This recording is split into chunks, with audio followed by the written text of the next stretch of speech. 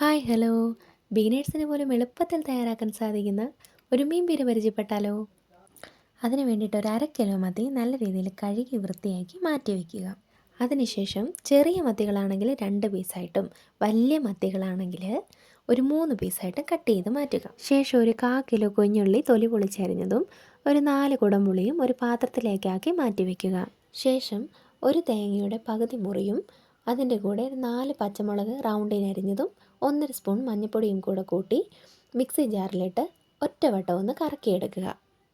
ഇനി നമുക്ക് വേണ്ടത് ഇഞ്ചിയും വെളുത്തുള്ളിയാണ്. ഇത് രണ്ടും കൂടെ നല്ലോണം തൊലി കളഞ്ഞ് നല്ല പേസ്റ്റ് പരുവത്തിൽ അരച്ചത് ഒരു 2 ടീസ്പൂൺ. ഇനി നമുക്ക് ചെയ്യേണ്ടത് മീൻ ചട്ടിയിലേക്ക് ആദ്യം നമ്മൾ ക്രഷ് ചെയ്ത് വെച്ച തേങ്ങാപ്പീരയുടെ പകുതി ചേർക്കുക. അതിന് മുകളിലായിട്ട് കുഞ്ഞുള്ളി അരിഞ്ഞു വെച്ചിരുന്നില്ലേ, അതിൻ്റെ പകുതി ചേർക്കണം. അതിന് മുകളിലേക്ക് ഇഞ്ചി വെളുത്തുള്ളി പേസ്റ്റ് ചേർക്കണം. അതിന് മുകളിലേക്ക് നമ്മുടെ മത്തിമീൻ ഫുള്ളായിട്ട് അങ്ങ് തട്ടിക്കൊടുക്കണം. ഇനി ആ മത്തിമീൻ്റെ മുകളിലായിട്ട് നമ്മുടെ കുടംപുളികളെയെല്ലാം അങ്ങോട്ട് വിതറി കൊടുക്കണം. എല്ലാ സ്ഥലത്തും പുളി പിടിക്കാനാണ് അവിടെ ഇവിടെയൊക്കെയായിട്ട് വിതറി കൊടുക്കുന്നത്.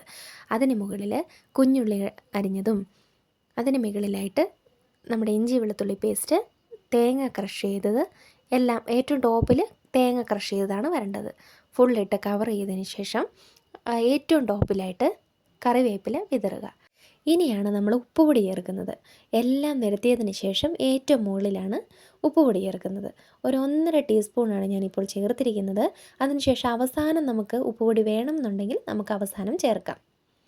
ഇനി ഇതിലേക്ക് നമ്മൾ ആദ്യം തേങ്ങ ക്രഷ് ചെയ്യാനെടുത്തില്ലേ ഒരു മിക്സി ജാറ്, ആ ജാറിലേക്ക് 1 ഗ്ലാസ് വെള്ളം, നമ്മൾ വെള്ളം കുടിക്കുന്ന ഗ്ലാസ്സില്ലേ ആ ഗ്ലാസ്സിൽ 1 ഗ്ലാസ് വെള്ളം ഒഴിച്ച് നല്ലവണ്ണം കുലുക്കി ഇതിൽ വട്ടത്തിലൊന്ന് ഒഴിച്ചു കൊടുക്കുക. ഇനി ഒരു ടീസ്പൂൺ എടുത്ത് അതിൻ്റെ മുകളിലേക്ക് ഒന്ന് അമർത്തി കൊടുക്കുക. അമർത്തി ഒതുക്കി കൊടുക്കുക. അതിന് ശേഷം അതിന് പാകമായിട്ടുള്ള അടപ്പ് വെച്ച് അടച്ച് നിങ്ങൾ അടുപ്പത്ത് വെച്ച് കുക്ക് ചെയ്യുന്നതാണ് നല്ലത്. കുറച്ചും കൂടി ടേസ്റ്റ് കിട്ടുന്നത് അടുപ്പത്ത് കുക്ക് ചെയ്യുമ്പോഴാണ്.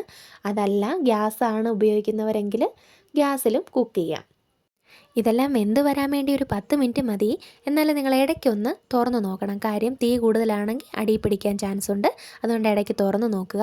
അവസാനം എല്ലാം വെന്ത് കഴിയുമ്പോഴത്തേക്കിനും നിങ്ങളൊരു സ്പൂൺ എടുത്ത് ഫുള്ളൊന്ന് മിക്സ് ചെയ്യണം. എല്ലാം കൂടി ഒന്ന് മിക്സ് ചെയ്ത് നമ്മുടെ പച്ച വെളിച്ചെണ്ണ അതിന് മുകളിലേക്ക് ഒഴിക്കണം.